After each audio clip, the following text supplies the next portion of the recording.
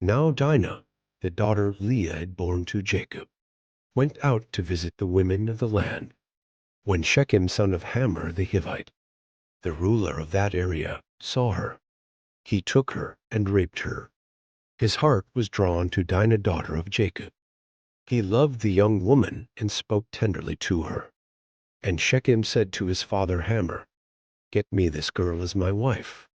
When Jacob heard that his daughter Dinah had been defiled, his sons were in the fields with his livestock. So he did nothing about it until they came home. Then Shechem's father Hamor went out to talk with Jacob. Meanwhile, Jacob's sons had come in from the fields as soon as they heard what had happened.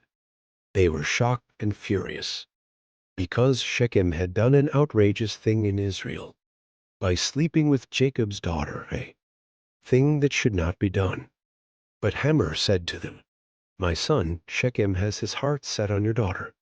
Please give her to him as his wife. Intermarry with us. Give us your daughters and take our daughters for yourselves. You can settle among us. The land is open to you. Live in it, trade in it, and acquire property in it." Then Shechem said to Dinah's father and brothers, "Let me find favor in your eyes, and I will give you whatever you ask. Make the price for the bride and the gift I am to bring as great as you like, and I'll pay whatever you ask me. Only give me the young woman as my wife." Because their sister Dinah had been defiled, Jacob's sons replied deceitfully as they spoke to Shechem and his father Hamor. They said to them, "We can't do such a thing. We can't give our sister to a man who is not circumcised.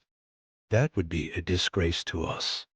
We will enter into an agreement with you on one condition only, that you become like us by circumcising all your males.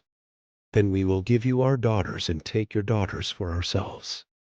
We'll settle among you and become one people with you. But if you will not agree to be circumcised, we'll take our sister and go." Their proposal seemed good to Hamor and his son Shechem. The young man, who was the most honored of all his father's family, lost no time in doing what they said, because he was delighted with Jacob's daughter. So Hamor and his son Shechem went to the gate of their city to speak to the men of their city. "These men are friendly toward us," they said. "Let them live in our land and trade in it. The land has plenty of room for them. We can marry their daughters, and they can marry ours.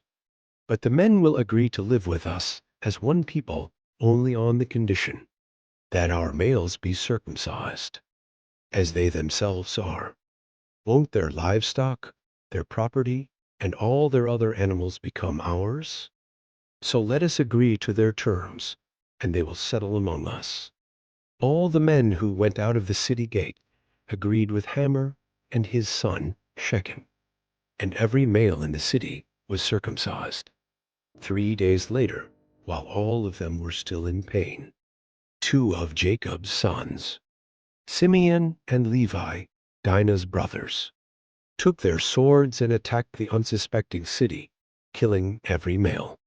They put Hamor and his son Shechem to the sword, and took Dinah from Shechem's house and left.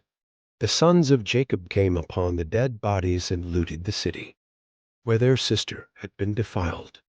They seized their flocks and herds and donkeys and everything else of theirs in the city and out in the fields.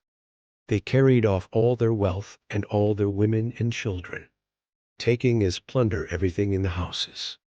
Then Jacob said to Simeon and Levi, "You have brought trouble on me by making me obnoxious to the Canaanites and Perizzites, the people living in this land. We are few in number, and if they join forces against me and attack me, I and my household will be destroyed." But they replied, "Should he have treated our sister like a prostitute?